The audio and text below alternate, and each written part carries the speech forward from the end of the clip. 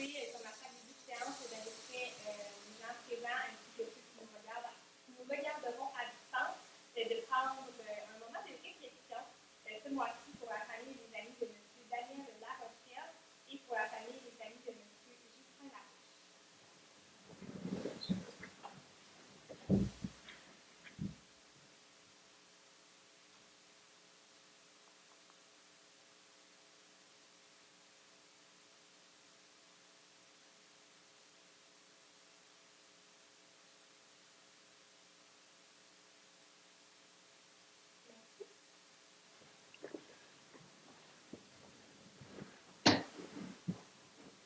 Excellent.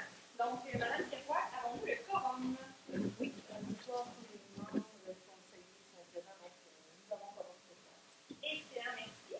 On va passer à l'adoption de l'ordre du jour. Donc, je vous inviterai Mme Kerouac à nous présenter l'ordre du jour de ce soir.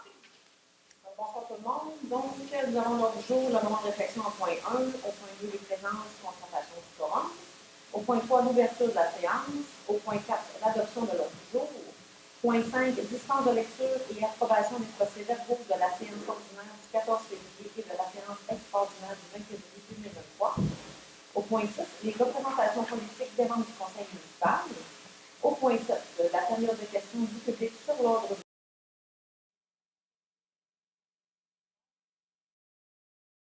conseil municipal, nous avons 3 résolutions, dont une résolution pour la nomination d'un maire suppléant, une résolution pour autoriser le dépôt de la reddition de compte dans le cadre de l'entente relative au fonds Ismail, et une résolution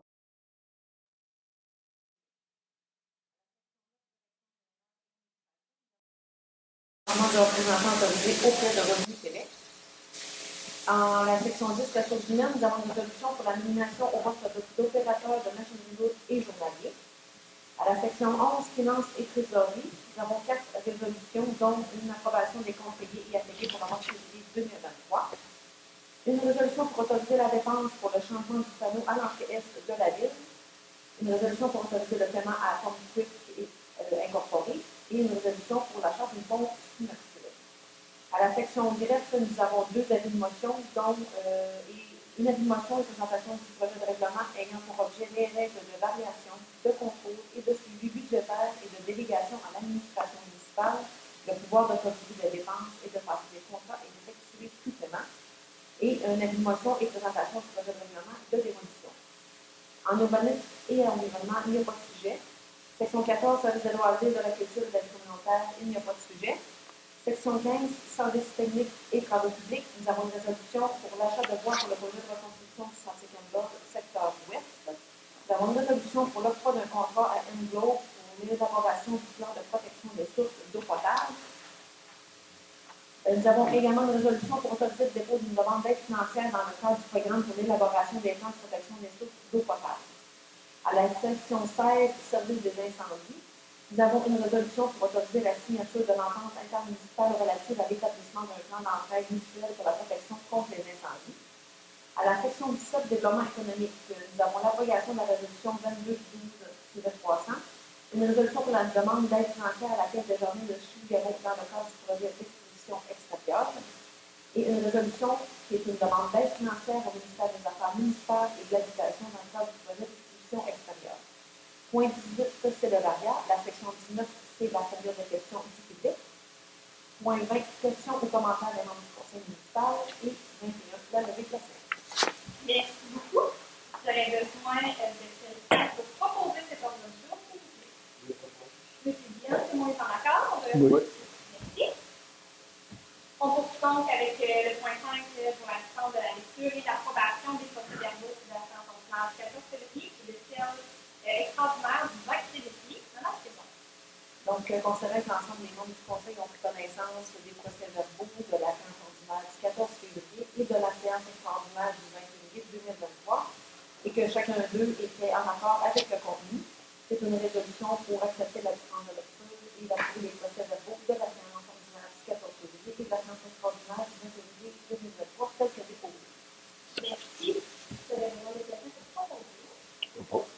Madame Delon, on est en accord? Oui. On passe maintenant au point 7, la présentation politique des membres du conseil municipal. Je commencerai par le maire suppléant pour le dernier derniers mois qui était le plus important? Alors, bonsoir. Pour moi, c'est un plénier. C'est tout. Merci.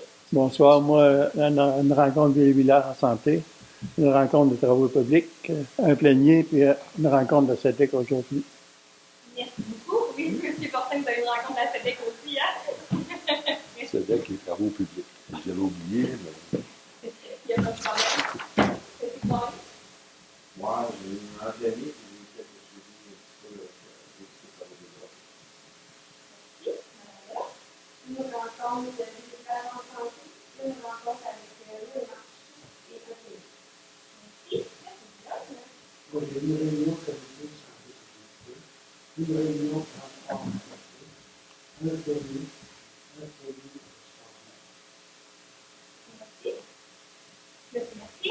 Moi, j'ai eu une séance extra. Merci. Donc, de mon côté, j'ai eu une séance du conseil d'administration de l'UMQ qui s'est déroulée à Québec. Ensuite, une séance extraordinaire de la ville, une rencontre avec l'aéroport de Québec-Mignonneau, une rencontre avec la Société d'habitation du Québec, un conseil d'administration extraordinaire de la Québec, un plénier et une séance de conseil. Voilà, merci. Donc, période des questions publiques sur l'ordre du jour et sur les représentations politiques des membres du conseil. M. Laure, avez-vous des questions? Jusqu'à la fin, merci. C'est la partie, on poursuit donc. En point 8, conseil municipal, 8.1, résolution pour la nomination d'un maire suppléant. Donc, le maire suppléant des 3 derniers mois était M. Fortin. À chaque 3 mois, on change de maire suppléant pour laisser la chance à tous de pouvoir participer un peu plus activement. À titre informatif, le maire suppléant agit à titre de maire lorsque je ne peux être présente ou les empêchements de raison. Donc, pour les 3 prochains mois, de avril, mai et juin 2023, il s'agirait de M. Daniel Ford, qui remplirait ses fonctions au besoin, et ça le donnerait également à signer les effets bancaires en remplacement de M. Fortin dans l'impossibilité de pouvoir le faire. Donc, une des questions que je proposais, s'il vous plaît. Pourquoi? C'est bon, oui, c'est ça, la misère, elle a comme excellent. Merci, c'est bon, on est en accord. Génial. On passe donc en ligne. Point 2, une résolution pour autoriser le dépôt de la réduction de compte dans le cadre de l'entente relative au fonds soutien. Je laisse la parole à Mme Fermi. Donc, selon l'entente qu'on a avec le fonds de soins, qui en mai 2022, la municipalité a l'obligation de produire une réduction de compte pour les ressources financiers. Donc, ces projets-là réalisés qui favorisent la culture, le développement social et économique, les activités véhicules touristiques ou les projets ayant une incidence sur le plan environnemental et ça, conformément au protocole du fonds de soins. Donc, les projets ont été réalisés et ont été approuvés par le conseil municipal. Donc, nous avons une proposition que le conseil approuve les dépenses relatives au projet pour un montant de 583 285 grâce à l'entente relative au fonds de soins 2020. Merci. Proposé par Propose. le support de mon accord. On passe à la résolution 8.3 pour le renouvellement de l'adhésion annuelle avec le tourisme des James du Québec. Passer la parole à Mme Pierrois. Donc, considérant que l'adhésion en tant que membre de la tourisme de James, qui est notre association touristique régionale, permet plusieurs avantages, dont entre autres d'avoir une visibilité dans le guide touristique régional. Il considérant que la ville de Chapelle souhaite renouveler son adhésion, considérant que c'est une cotisation annuelle pour devenir membre dans la catégorie municipalité, localité, agglomération, c'est un tarif qui est fixé à 149 plus des frais de 64 sous par habitant. Puis, selon les données de Statistique Canada, on a une population de 1468 habitants. Donc, c'est une résolution pour autoriser le renouvellement de la cotisation annuelle de la ville de Chapelle à Toulouse-Belgique pour 2023-2024. Et le montant payé serait de 1 088 et 82 plus les taxes applicables. Donc, on parle de 149 plus le 64 multiplié par le nombre d'habitants mentionné tout à l'heure. Puis, c'est des frais qui sont privés au niveau de l'opération. Merci beaucoup. Proposé par Pourquoi? M. Fortin, tout le monde est en accord? Oui. Merci. On passe en le point 9 à la direction générale et administration. Donc, en le point 1, résolution pour le changement de représentant de Revenu Québec. Je passe la parole à Mme Pierre. Donc, le mois dernier, on a annoncé la nomination de Mme Kim Lambert, la contrôleuse financière, étant donné que M. Morin va quitter pour la retraite bientôt. Donc, à la suite de cette embauche, il faut faire des modifications au sein de Revenu Québec pour que la personne ait accès au dossier, mon dossier entreprise.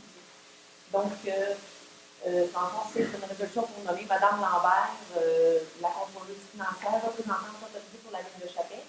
Et ça va vous permettre de gérer le dossier de l'entreprise, puis agir au nom et pour le compte de l'entreprise, conformément aux conditions d'utilisation de mon dossier pour les représentants professionnels et effectuer des actions au nom et pour le compte de l'entreprise dans le cadre de l'utilisation de ces services. Merci. Proposé par Mme Béraud, Oui. On passe maintenant les ressources humaines. Donc, en 2.1, c'est ça pour la nomination au poste d'opérateur des machines journaliers. C'est pas la parole. Donc, en décembre, on a procédé à un affichage public afin de pouvoir un poste d'opérateur de machines vidéo et journalier. Le comité de sélection a réalisé différentes entrevues en janvier. Ce dossier a été traité au premier du mois de mars. Donc, c'était une sélection pour entériner en date du 13 mars la nomination de M. Anthony Jobin au poste d'opérateur de machines vidéo journalier à temps plein. Et conformément à la convention collective en vigueur avec les employés. C'est des employés municipaux de la ville de Chapelle. Et c'est un engagement inconditionnel de l'examen médical. Excellent, merci. Pour le bon exercice, c'est pas mon Oui. Donc, au niveau des finances et trésorerie maintenant, au point 1, résolution pour l'approbation des comptes payés et ateliers pour le mois de février 2023. Madame Jean. Donc, proposition que la liste des comptes payés du fonds d'administration pour l'exploitation du mois de février s'élève à 526 066,25 et les comptes à payer pour la même période s'élèvent à 174 632,95. Propose. Mais c'est bon, merci. On dirait qu'il y a plus personne qui voulait. Merci. Tout le monde est d'accord? En 11.2, résolution pour autoriser la dépense pour le changement de panneau à l'entrée de la ville. Maintenant, c'est quoi? Donc, on parle du panneau à l'entrée est, qui est à l'entrée est du boulevard. Le gros panneau, donc, ça fait plusieurs années qu'il est à l'entrée de la ville, puis il y a eu des études. Ce panneau d'entrée-là améliorera le paysage urbain.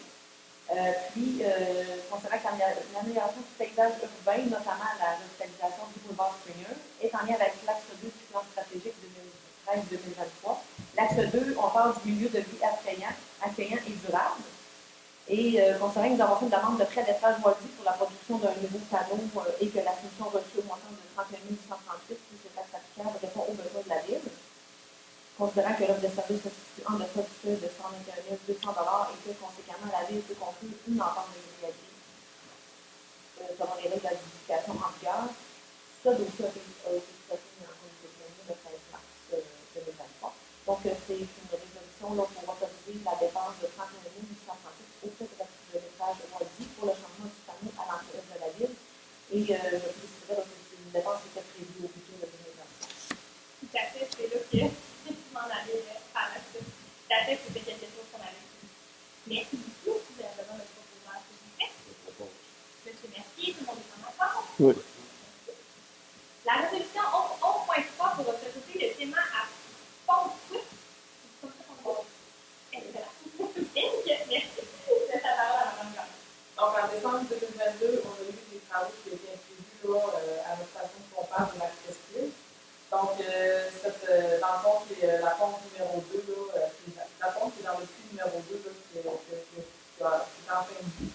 Donc, c'est une eau normale, en fait, c'est 12 ans qu'il y avait pas eu de changement sur cette pompe-là. Donc, l'entreprise Pompe-Swift a dû faire en mesure de venir réaliser des travaux quand même assez urgents, on était quand même en décembre. Donc, c'est vous qui vont nous faire les travaux. Le montant est en bas de seuil de l'appel d'offres public.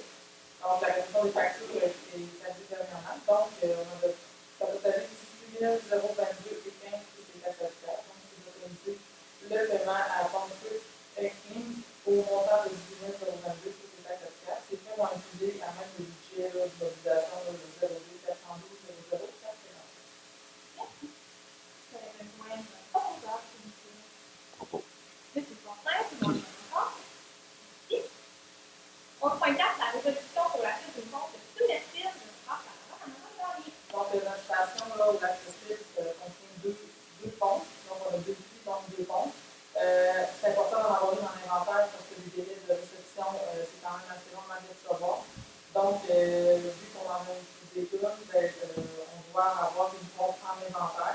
On va demander une soumission à Dan Novard au montant de 26 500 plus les taxes applicables.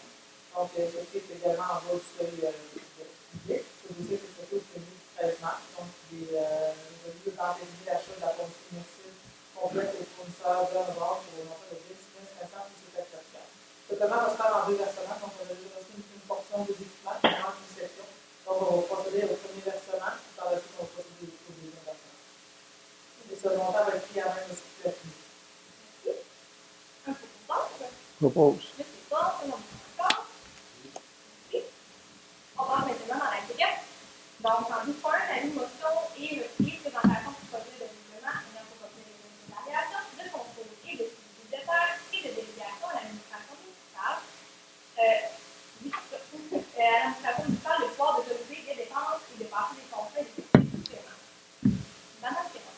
Donc, c'est une motion là, qui a été donnée par M. Forge pour qu'elle soit adoptée lors d'une prochaine séance un règlement ayant pour objet les règles de variation de contrôle et de suivi budgétaire et de délégation de l'administration municipale, le pouvoir d'autoriser des dépenses et de passer des contrats et des suppléments. C'est un long titre, mais en gros, ça veut dire, dans le fond, vous donner un petit peu d'explication sur en quoi consiste ce règlement. C'est d'établir les règles de contrôle et de suivi budgétaire que le directeur général, le trésorier et tous les responsables d'activités budgétaires concernés de la municipalité doivent suivre. C'est des règles de responsabilité et de fonctionnement requises que toutes les dépenses à être engagées ou effectuées pour et au nom de la municipalité soient dûment autorisées après vérification de la disponibilité des crédits nécessaires. Puis, ça s'applique à toute affectation qui est véritable aux activités financières ou aux activités d'investissement de l'exercice courant que le Conseil peut être amené à adopter par résolution ou règlement. Donc, en gros, c'est des montants qui sont fixés là, dans un règlement que la direction générale ou certains employés de compte peuvent faire des dépenses, mais ils doivent s'assurer que les montants sont disponibles pour être dépensés. Dans le contexte, ils peuvent avoir une autorisation au préalable. Donc, c'est ça. À la prochaine séance, on va passer le règlement.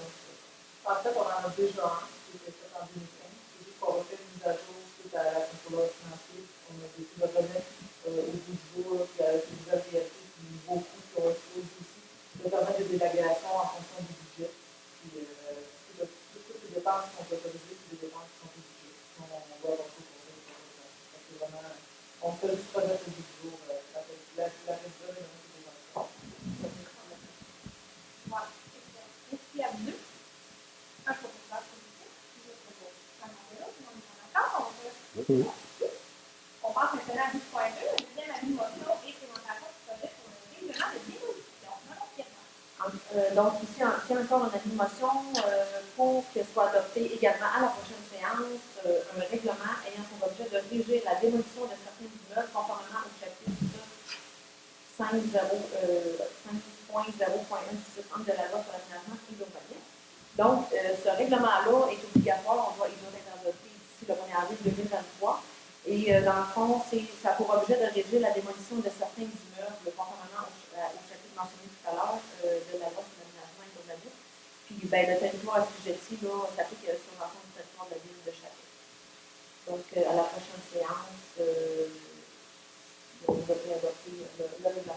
C'est un nouveau règlement qu'on n'avait pas.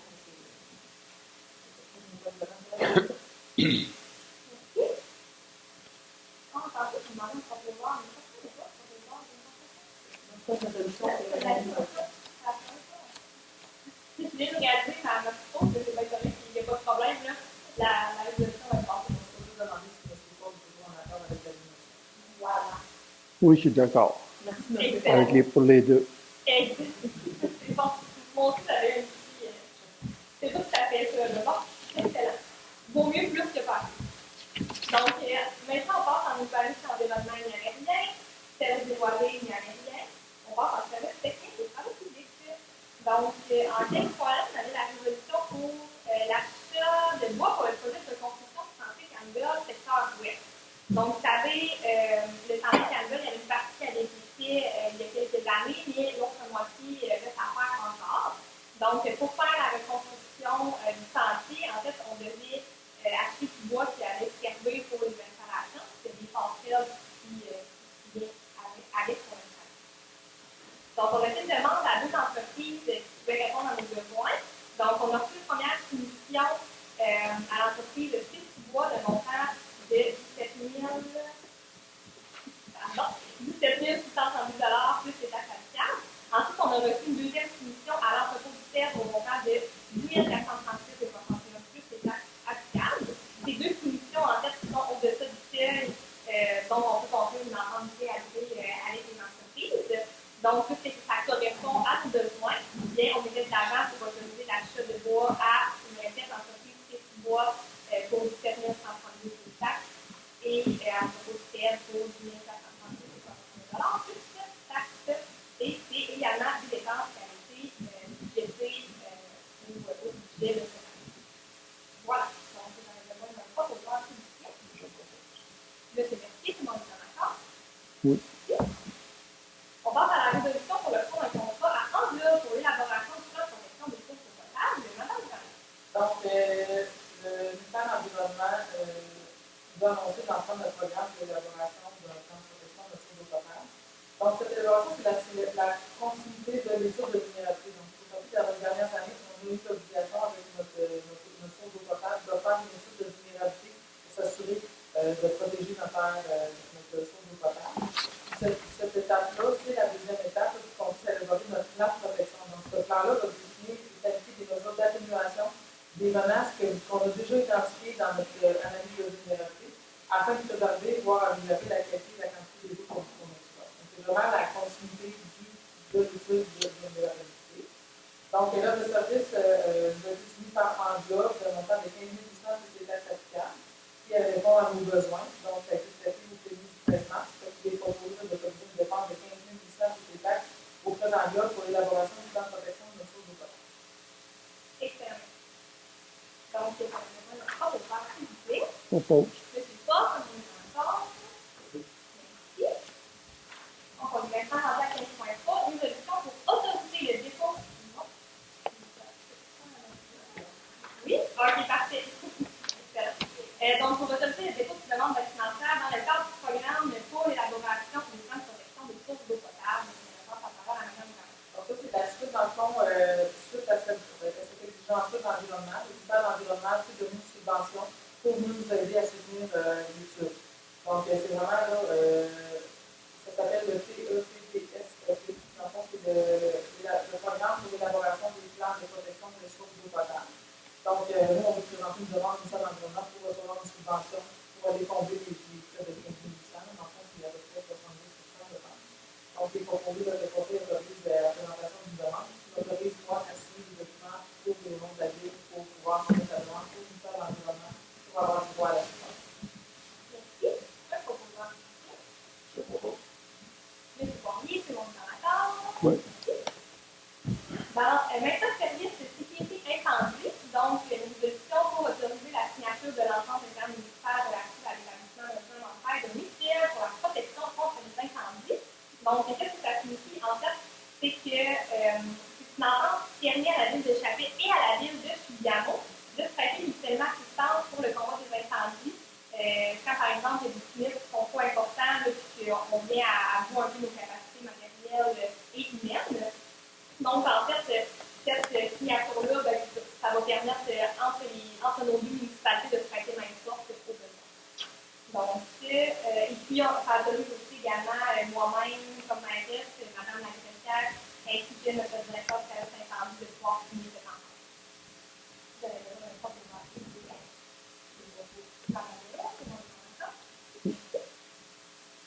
En 17.1, abrogation de. Ah, on est tombé dans le domaine économique. En 17.1, abrogation de la résolution 22-12-300. Donc, c'est une résolution qu'on avait faite pour faire une demande d'aide financière à la Caisse des Jardins pour le projet d'exposition extérieure. Cependant, quand on avait fait cette résolution-là en décembre 2022, l'information concernant la somme investie par la ville de Chappé était manquante. Donc, puis également, on désire en fait modifier le montant de notre demande d'aide financière à Desjardins. Donc, de ce fait, on abrogerait cette résolution-là et ainsi, on mettrait une nouvelle résolution pour cette nouvelle demande. Donc, j'avais besoin tout d'abord de quelqu'un pour proposer cette abrogation publique. Propose. C'est du portail, on est d'accord? Oui. Donc, en 7.2, on va passer la résolution pour la nouvelle demande d'aide financière à laquelle des jardins pour le projet d'exposition extérieure. Donc, vous savez, le projet d'exposition extérieure, on travaille fort pour pouvoir le réaliser là, aux côtés de l'hôtel de ville. C'est un projet, je rappelle, qui est de montant estimé de 370 000 $. Puis, en fait, à Desjardins, on aimerait déposer une demande d'aide financière de 50 000 $. À titre informatif également, chacun investit une somme de 36 826 $ pour la réalisation du projet. Puis, par la même résolution, on autorise la direction générale à signer le document relatif à cette demande. Donc, vous avez besoin de Propose. mais c'est pas, ça, en 7.3, une résolution pour également faire une demande d'aide financière pour le projet d'exposition extérieure, mais au ministère des Affaires municipales et de l'Habitation. Donc, il s'agit du même projet, toujours estimé à 370 000 $, avec toujours le même montant investi la vie de 30 826 $. Puis, on aimerait soumettre au ministère des Affaires municipales et de l'Habitation une demande d'aide financière de 50 000 $ également dans différents programmes et ententes qui sont offerts par le ministère. Donc, vous avez besoin de quelqu'un pour proposer cette demande d'aide financière. C'est bien, c'est qu'on est en accord. Merci. Donc, en matière, il y en a plein. Passez maintenant à la période des questions publiques. Est-ce que là, on a une question? L'élaboration du plan de protection sur l'eau potable, le contrat que vous avez donné à Enveloppe, est-ce qu'il y a un agenda de réalisation pour ça? Madame Tani? Oui, mais là, je n'ai pas de demande, là, je vais l'envoyer. Mais oui, on en a un. C'est sûr qu'on a déjà, je pense, en 2024, donc quelqu'un qui presse, on a donné le mandat pour qu'il commence à travailler dessus. Mais je vais sortir la Ce dossier-là, est-ce que ça inclut la place, la source qui était comme sensible? Je ne sais pas si c'est la place presqu'île que vous appelez, qui était sur le territoire de De Washwaniki. Washwaniki. Oui, effectivement, il s'agit de notre point de source, donc oui, c'est au lac. OK. C'est un dossier qui fait partie également, c'est dans l'étude, il y a eu des analyses, puis le gouvernement régional est interpellé pour travailler avec nous en collaboration suite à l'étude de vulnérabilité. Dans le fond, c'est de trouver des mesures d'atténuation par rapport à des risques de contamination. Ouais. OK. Donc, les risques de contamination identifiés dans la première partie de l'étude, c'est les camps de chasse qui sont autour de la source? Il y a une partie, oui, puis probablement qu'il y a d'autres aussi. Mais oui, c'est pas un enjeu par rapport à ça, parce que c'est pour ça qu'on travaille avec le gouvernement régional. On peut des choses sur ce qu'on fait. Donc, c'est pour ça qu'on travaille en collaboration avec eux. OK. Ce serait quoi les autres possibilités de contamination? C'est Moi, pas je retourne dans le dossier, mais parce qu'on avait quand même eu un rapport, là, c'est vraiment un gros document, là, on n'en a pas tant que ça, parce qu'on dans le fond, c'est quand même la source d'eau potable est quand même à 6 km de notre côté. Il n'y a pas de transport, il n'y a pas de voyagement. Il y a des sources de contaminants, il y a des versements, un camion qui va là, il y a des versements proches de l'eau. Il faudrait que je regarde dans le dossier, je peux parler des différents risques.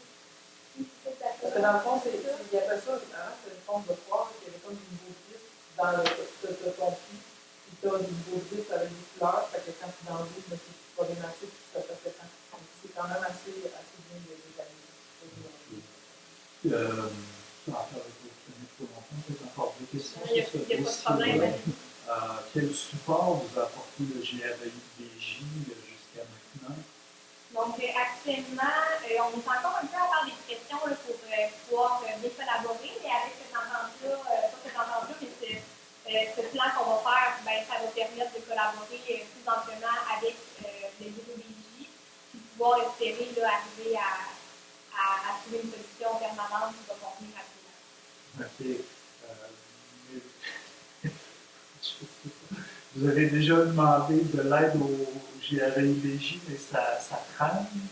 Est-ce que vous avez des choses qui passent? C'est juste que j'ai l'impression qu'il y a un peu un discours en dessous. Effectivement, c'est certain que ça fait un petit moment quand même qu'on demande à ce que ça soit travaillé davantage. Pour les diverses raisons, ça n'a pas été fait encore concrètement, mais c'est pour ça que je dis qu'on continue de faire des pressions de ce côté-là, puis tenter d'avoir une meilleure collaboration pour régler ce problème. Puis dans les dernières discussions qu'on a avec eux, j'ai senti qu'il y avait quand même une ouverture un peu plus grande, une compréhension réelle des enjeux. Donc, ça me porte à croire qu'on va réussir à pouvoir arriver à nos points pour finalement bien protéger notre environnement. Est-ce que si vous auriez besoin de financement du GREIJ pour régler le dossier? C'est un peu complexe au niveau du financement parce que c'est pas, il s'agit de trop potable.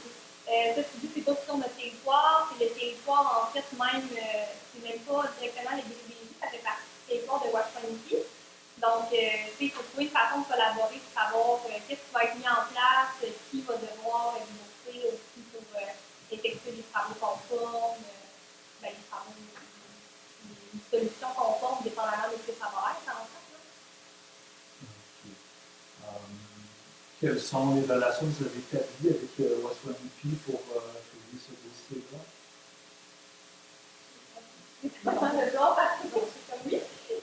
Jusqu'à présent, c'est bon, on sait que Mme Bush est arrivée en poste là, récemment, donc on a pu se rencontrer à quelques occasions sur divers dossiers.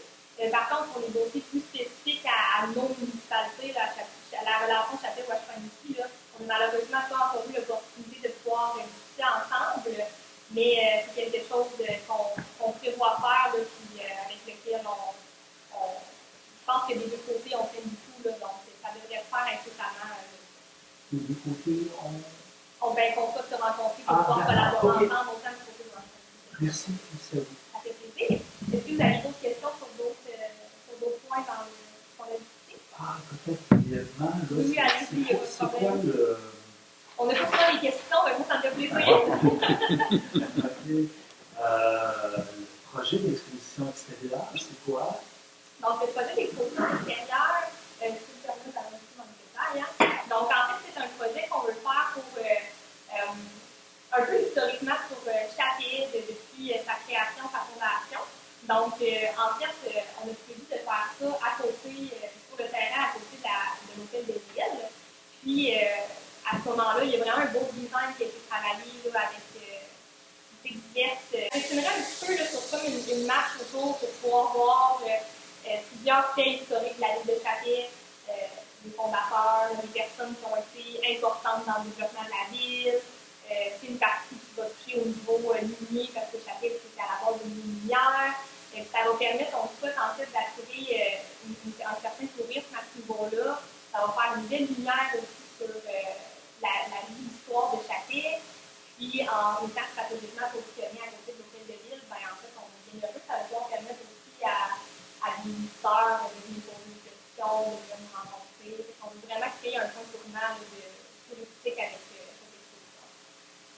Est-ce que c'est une expo qui devrait d'une date à une autre? Non, c'est quelque chose qui serait vraiment permanent, qui serait construit, qui serait accessible. On peut faire, non, en tout cas, accessible certainement à l'été, puis vraiment à long terme. Est-ce qu'il y a une firme qui a été choisie pour faire le design, la chose? Non. Je suis comme ça, peu là. C'est quoi le nom de l'entreprise? Et on est actuellement à une demande de financement. Oui. Le projet qui est conventionnellement tant qu'on n'a pas attaché tout le financement pour le projet. Exactement, voilà. Un financement en une firme qui a été identifiée. Gilles, ça fait quoi? Oui, c'est ça, c'est le groupe Gilles. Gilles, de GIDA? Oui. Je me sens que c'est ça. GID? Quelque chose comme ça. GID, ouais. Puis, ils sont basés où? Ah, Voilà, c'est notre collègue économique qui travaille sur le projet. Il va être trouvé. oui, exactement. C'est certain. Merci. Ça fait plaisir. Pas d'autres questions? Ouais, non. Excellent, parfait. Et merci beaucoup pour vos questions en espérant avoir bien répondu. Et n'hésitez pas si vous avez besoin d'informations supplémentaires. Parfait. C'est bien. Donc, on passe maintenant aux questions, aux commentaires des membres du conseil. Donc, il y a commencé commencer par M. Poirier. Moi, je voudrais vous inviter au tournoi de Berlin des entreprises qui a lieu en fin de semaine. Il y a beaucoup d'équipes. Ça commence mercredi, ça finit samedi. Je vous invite à aller voir ça, aller prendre une petite bière, regarder les gens, encourager les gens, qui écoutent le Berlin. Bonne fin de mois. Merci, M. Poirier. Mme Bello. Moi, j'aimerais féliciter tout d'abord l'équipe du Berlin des loisirs pour la semaine de l'heure, les activités qui ont été mises en place pour les jeunes et moyens. Ça a permis très beau rassemblement, des belles activités, des beaux moments en famille. Donc, félicitations à l'équipe des loisirs. Merci, Mme Bello. Je fais un appel à tous pour emprunter la ville de Château. On sait qu'il y a 50 ans pour se ramasser, de se rentrer, puis bien faire des comptes. Merci. Merci, M. Dion. Monsieur Mercier. Un peu le ballon dans le sens de M. Diane. Ramasser, ça va fondre. Ramasser les déchets qui traînent, je trouve que c'est une excellente idée. Le but, je souhaite à tous un joyeux soir. Merci, M. Mercier. M. Fortin. Alors, bonsoir. Moi, j'ai trois petits points. J'ai demandé la permission pour pouvoir parler là, dans les Chevaliers de Colomb. Alors, vous savez qu'on a eu la campagne des chocolats Jaco, qui est encore en fonction, mais sauf qu'on a une problématique au niveau de la livraison des chocolats. Fait qu'on a dû canceller la campagne parce que vu qu'on n'est pas capable d'avoir de date de livraison. Donc, les Chevaliers de Colomb ont décidé de remettre ça à un autre année. C'est le valeur, c'est la deuxième année que ça nous arrive. Sauf que ce qu'on nous dit, c'est qu'au niveau des fournisseurs, ils ont eu des problèmes au niveau des emballages. Donc, ils ne sont pas capables d'avoir de boîtes pour emballer les chocolats. Donc, ils ne peuvent pas livrer les chocolats à temps. Nous autres, on attendait depuis le 3 mai. La date de livraison, c'était le 3 mai. Et puis, ça fait 2 semaines. Puis là, nos jeunes qui devaient passer par la maison, là, ils vont avoir des activités dans les prochaines semaines.